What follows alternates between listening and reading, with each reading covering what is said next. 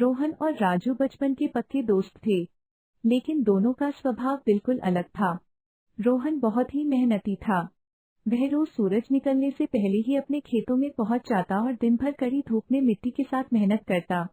वहीं दूसरी ओर राजू बहुत आलसी था।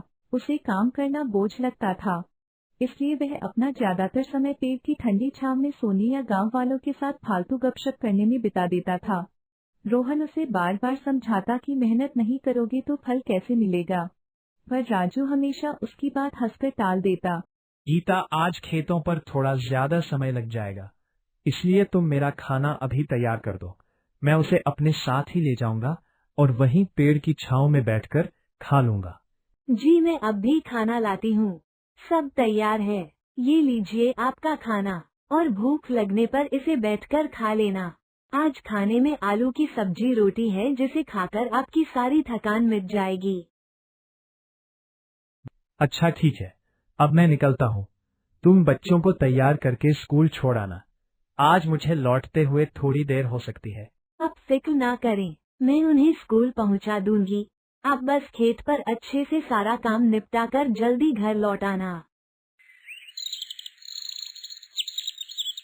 अजी सुनिए, अब तो उठ जाइए, सूरज सर पर चढ़ चुका है। खेतों पर नहीं जाना क्या? सारा काम पड़ा है और तुम हो कि अभी तक घोड़े बेचकर सो रहे हो। क्या हो गया जो इतना शोर कर रही हो? अभी तो बहुत वक्त बाकी है, जरा आराम से उठने तो दो। क्यों इतनी जल्दी मचा रखी है? बिना चिल्लाए तुम उठते कहाँ हो? क्या खेतों की सुध नहीं लेनी? सारा दिन निकल गया है और तुम्हारी नींद भी पूरी नहीं हो रही। जा रहा हूँ भाग्यवान, इतना शोर मत मचाओ, अभी तो वक्त है। खेत अपनी जगह पर ही मिलेंगे। अजी सुनिए, समय किसी का इंतजार नहीं करता, इसीलिए ये सुस्ती छोड़िए और खेतों की सुध लीजिए। अगर आप इसी तरह हाथ पर हाथ धर कर बैठे रहें तो फसल बर्बाद हो जाएगी और हमें आने वाले समय में बड़ी मुसीबत झेलनी पड़ेगी। ठीक है बाबा, ठीक है, मैं जा रहा हूँ, पर कम से कम मुझे आराम से खड़े होकर तैयार तो होने दो। आखिर इतनी जल्दी भी क्या मची है? मैं खाना परोस रही हूँ, आप जल्दी से हाथ मुंह धोकर आ जाइए। अब और देर मत कीजिए, खेत भी देखने हैं। पूरे गांव में हमारी फसल सबसे पीछे रह जाती है। सिर्फ आपके इसी पुराने आलसपन की वजह से सब हमसे आगे निकल गए। ठीक, अरे भाई अब चुप हो जाओ। सुबह से तुम्हारा भाषण खत्म ही नहीं हो रहा। जा रहा हूँ भाई, पहले जरा अच्छे से नहा धोकर तैयार तो होने दो। खाने में बस ये दाल चावल ही रखे हैं क्या? कोई ऐसे होंगे तभी तो सब्जी आएगी। पिछली बार की फसल से जो मामूली रकम बची थी उसी से यही गुजारा हो रहा है। अब आपको रोज यही दाल चावल खाने को मिलेंगे। अगर सब्जी की चाहत है तो खेतों में पसीना बहाकर नई फसल तैयार कीजिए, वरना आगे ये भी नहीं मिलेगा। तुम्हारे ताने सुनने और बहस करने से तो अच्छा ये है कि मैं ये दाल चावल ही खा लो। अच्छा ठीक है, अब मैं सीधा खेतों पर ही जा रहा हूँ, ताकि तुम शांत हो सको।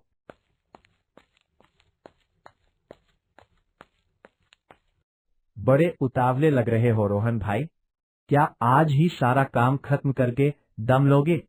मेरी मानो तो बाकी हिस्सा कल पर छोड़ दो। इतनी भी क्या जल्दी मची है? बस भाई थोड़ा ही काम बाकी है, आज इसे खत्म करके ही दम लूंगा। अगर आज जोताई हो गई तो कल बिना रुके खेतों में बीज डाल दूंगा, जिससे सारा काम समय पर निपट जाएगा। बाप रे, इतनी तेज धूप में तो पसीना छूट रहा है। इस तपती दोपहर में जुताई करना नामुमकिन है। बेहतर होगा कि थोड़ी देर यहाँ बैठकर आराम कर लो। जब धूप कम होगी तब काम करूंगा। उफ, काम करते करते पेट में चूहे दौड़ने लगे हैं। चलो पहले थोड़ी पेट पूजा कर ली जाए, क्योंकि खाली पेट तो मेहनत भी नहीं होती। एक बार शरीर में ताकत आ जाए, फिर दोबारा से जुताई का काम पूरी तेजी से शुरू करूंगा। जैसे ही रोहन ने भोजन करने के लिए डब्बा खोला, उसके सामने एक वृद्ध साधु आकर खड़े हो गए। साधु के चेहरे पर एक अजीब सी चमक थी, जिसे देखकर रोहन अपनी भूख भूल गया और तुरंत उनके सम्मान में खड़ा हो गया। अरे बेटा, बहुत भूख लगी है, कुछ खाने को मिलेगा? महाराज, मैं तो एक साधारण किसान हूँ, पर आज घर से आलू की सब्जी लाया हूँ। ये भोजन बहुत ही सादा है, लेकिन अगर आप इसे खा लेंगे तो मुझे बहुत खुशी होगी। कृपया इसे स्वीकार करें। अरे रोहन के पास ये कौन बैठा है? इनका चेहरा तो किसी तेजस्वी दिव्य पुरुष जैसा चमक रहा है। चलो पास जाकर ही देखते हैं। सादर प्रणाम साधु महाराज, हमारे खेतों में आपका स्वागत है। सदा खुश रहो बेटा। ईश्वर हमेशा तुम्हारा कल्याण और मंगल करे। तुम जीवन में बहुत उन्नति प्राप्त करो। महाराज यहाँ पधारिए। मैंने आपके बैठने के लिए छाया में एक अच्छा आसन बिछा दिया है। अब आप यहाँ आराम से बैठकर खाना खा लीजिए। लेकिन बेटा, अगर मैं तुम्हारे ये सारा भोजन कर लूंगा तो फिर तुम दोपहर में खुद क्या खाओगे? क्या तुम भूखे रहकर काम कर पाओगे? बाबा आप बस भोजन का आनंद लीजिए। मैं कुछ समय बाद घर जाकर अपनी भूख मिटा लूंगा। आप इसे खाकर मुझे सेवा का मौका दीजिए। महाराज, मेरी पत्नी के हाथ के बने ये स्वादिष्ट दाल चावल भी आप खा लीजिए। वो बहुत अच्छा खाना बनाती है। इसे खाकर हमें सेवा का मौका दे। बच्चा, तुमने बड़े प्रेम से खिलाया है।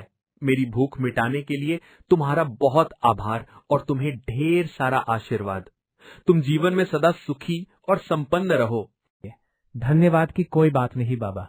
ये तो हमारा बड़ा भाग्य है कि हमें आपकी सेवा करने का मौका मिला। बस अपना हाथ सिर पर रखिए ताकि फसल अच्छी हो और घर में बरकत बनी रहे।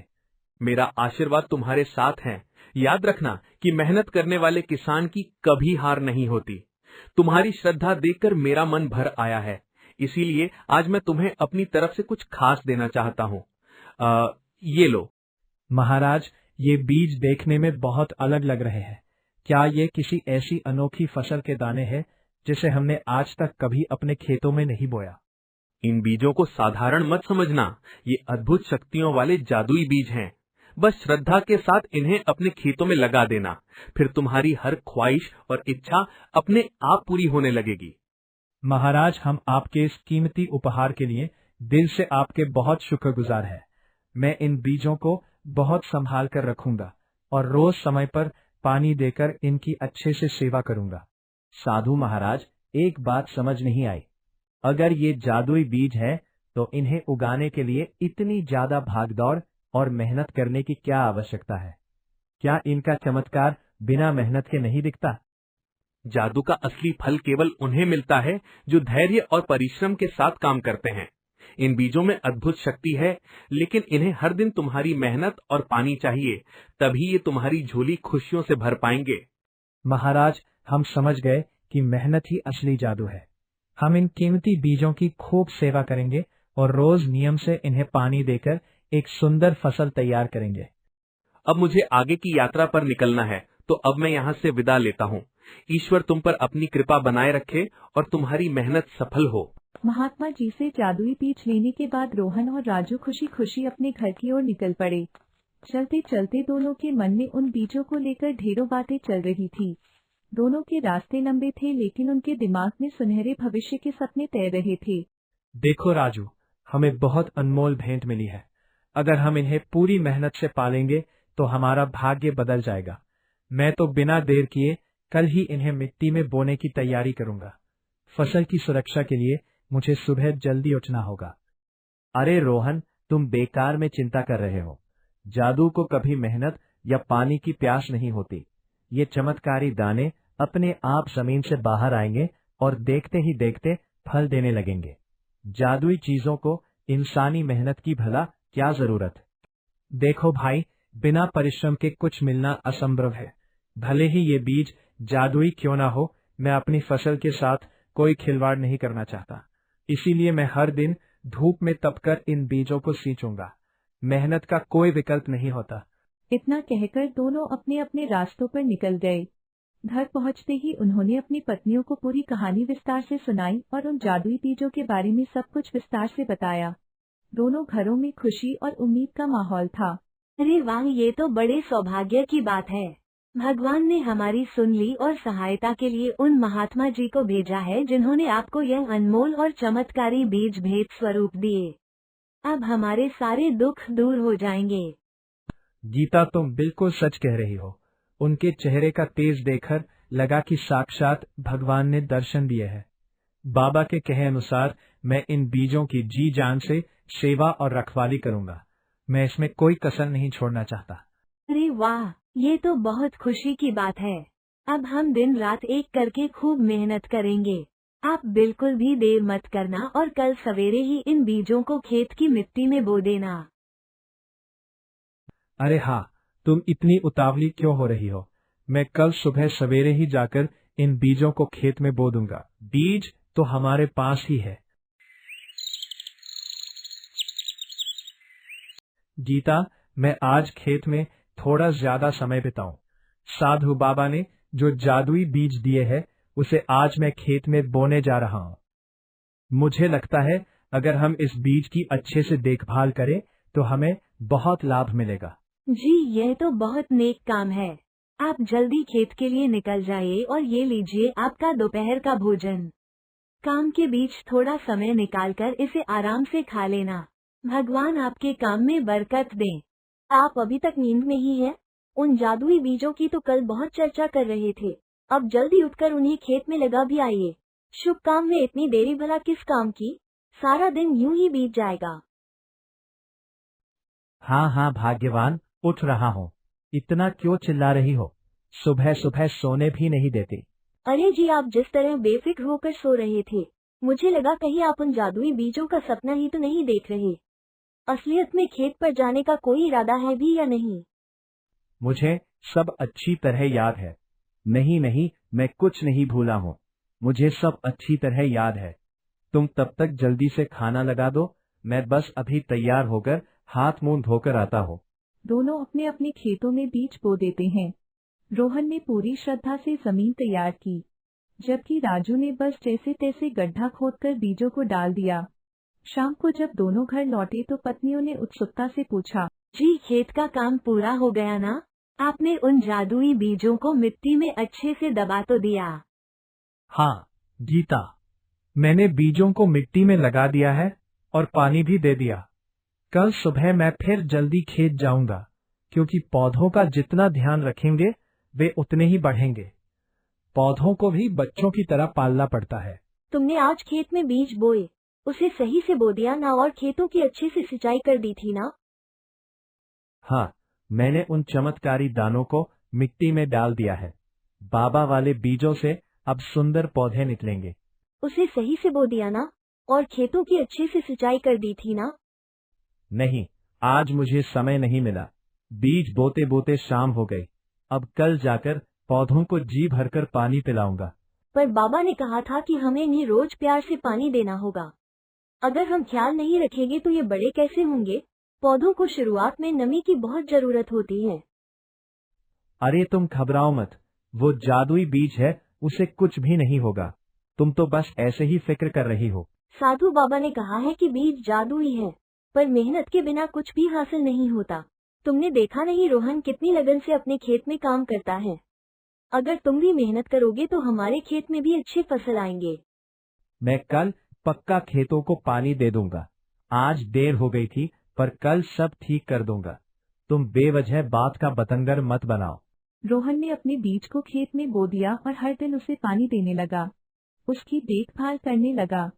उसने अपने बीज को ऐसे सींचा जैसे वह उसका बच्चा हो। वह सुबह की पहली किरण से लेकर शाम तक खेत में पसीना बहाता था। दूसरी ओर राजू ने भी बीज बो दिया। अरे वाह, ये सब्जी कितनी बढ़िया आई है। इतने मोटे ताजे टमाटर देखकर मजा आ गया। चलिए इन्हें टोकरी में भर लेते हैं ताकि आप इन्हें बाजार जाकर अच्छे दामों में बेच सकें। हमारे दिन अब बदलने वाले हैं। दोनों मिलकर टमाटर तोड़ने लगे और जल्द ही उनकी टोकरी भर गई। तभी उसकी पत्नी ने पीछे मुड़कर देखा तो हैरान रह गई, क्योंकि जहाँ से टमाटर तोड़े थे वहाँ फिर से नए टमाटर उगाए थे। यह देखकर गीता की आंखें फटी की फटी रह गई। देखो जी, यह क्या जादू है। इन पौधों से जितने टमाटर तोड़ो उतने ही वापस आ जाते हैं। सच में हमारे खेत में तो कभी न खत्म होने वाली फसल उगा आई है। ये तो चमत्कार है। देखो गीता, ये असली जादू है। अभी इतने टमाटर तोड़ने के बाद भी खेत फिर से ताजे टमाटरों से भर गया है। महात्मा जी की कृपा और हमारी मेहनत रंग लाई है। जी, हमारी किस्मत बदल गई। अब हम इन ताजे टमाटर को बाजार में बेचेंगे और खूब सारे पैसे कमाकर सुख से रहेंगे। अब हमारे बच्चे भूखे नहीं सोएंगे। उधर राजू के खेत का हाल इसके बिल्कुल विपरीत था। राजू के खेत में सिर्फ छोटे छोटे पौधे ही दिखे और उनमें कोई सब्जी नहीं थी। चारों तरफ सूखी मिट्टी थी। अपनी सूखी फसल को देखकर राजू बहुत हैरान और परेशान हो गया। वह अपने सिर पर हाथ रखकर बैठ गया। अरे ये बीज तो जादुई थे ना, फिर इनमें फसल क्यों नहीं आई? लगता है उन बाबा ने मुझे धोखा दिया है। हमें झूठ बोला कि ये बीज जादुई है, बल्कि ये तो एक साधारण बीज है। मेरे साथ छल हुआ है। तभी राजू की नजर रोहन के खेतों पर जाती है। रोहन का खेत टमाटर की फसलों से लहरा रहा था, जिसे देख राजू रोहन के पास आया। राजू बड़बड़ा रहा था। अरे तुम्हारे टमाटर इतने सुंदर कैसे हैं? मुझे पक्का यकीन है कि उन महाराज ने मेरे साथ भेदभाव किया और तुम्हें अच्छे बीज दिए। उन्होंने मुझे खराब और तुम्हें चमत्कारी बीज सौंपे। दोस्त, साधु महाराज ने हमें जादुई बीज तो दिए थे, लेकिन उन्होंने कहा था कि उन्हें प्यार और मेहनत से सींचना होगा। मैंने हर दिन अपने बीज की देखभाल की, उसे पानी दिया, उसकी मिट्टी को ठीक किया और इसी कारण मेरी फसल इतनी सुंदर और फलदार हुई। और तुम्हें तो मैंने कभी खेतों में ढंग से काम करते हुए देखा ही नहीं, तो शायद इसी वजह से तुम्हारी फसल इतनी अच्छी नहीं आई। जादू भी कर्म मांगता है भाई। राजू को अब अपनी बड़ी गलती का एहसास हो गया था। उसकी आंखों के सामने अपनी सारी लापरवाही तैर गई। उसने समझ लिया कि बिना मेहनत के जादू भी काम नहीं करता। प्रकृति केवल उसी को फल देती है जो पसीना बहाता है। अरे नहीं, मैंने ये क्या कर दिया? ये बीज तो सच में जादुई है। मैंने इन बीजों का ढंग से ध्यान नहीं दिया, इसलिए इन्होंने मुझे फल भी नहीं दिया। ये सब मेरी ही गलती है। अगर मैंने इन बीजों का अच्छे से पालन पोषण किया होता, तो आज मेरे भी खेतों में रोहन के खेतों की तरह फसलें लहरा रही होती। पर मेरी आलसपन की वजह से आज मेरे हाथ कुछ नहीं लगा। मैंने अपने ही पैरों पर कुल्हाड़ी मार ली। यह कहानी हमें सिखाती है कि लगन और परिश्रम ही असली जादू है। जीवन में कोई भी चमत्कार बिना कर्म के संभव नहीं होता। जो इंसान अपने काम से जी चुराता है, उसे अंत में केवल पछतावा ही मिलता है।